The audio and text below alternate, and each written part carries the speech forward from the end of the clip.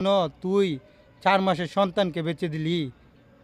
ছি, তোর জিন্দিগিতে থুতুয়ালাই আমি। সন্তান বিক্রি করে দিলেন মাত্র ৪৫,০০০ টাকায়। তারপর সে টাকায় কিনলেন নাকের নথ, পায়ের নুপুর, মোবাইল ফোন সহ নানা সাজ পোশাক। সামান্য টাকার বিনিময়ে নিজের নারী ধিক্কার জানাই তোদের মতো মাদেরকে।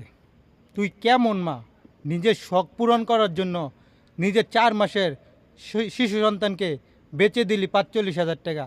আবার এই টাকাতে কী করলি? একটা মোবাইল কিনলি, একটা কানের জিনিস কিনলি, আর পায়ের নুপুর। এডি তোর কাছে ছেলের থেকেও বেশি দামি হয়ে গেল। এই ছেলেটা যদি আল্লাপাক বড় করতো, এর চেয়ে ভালো ভালো জিনিস তুই পাইতি। আর তুই মা জাতির কলঙ্ক।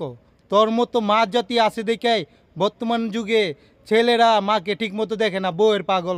কেমন মা তুই, কেমন মারে মহিলা? তুই তো মা নামের কলঙ্ক। তুই আসলে মা না, তুই এইগুলো একটা ডাইনি।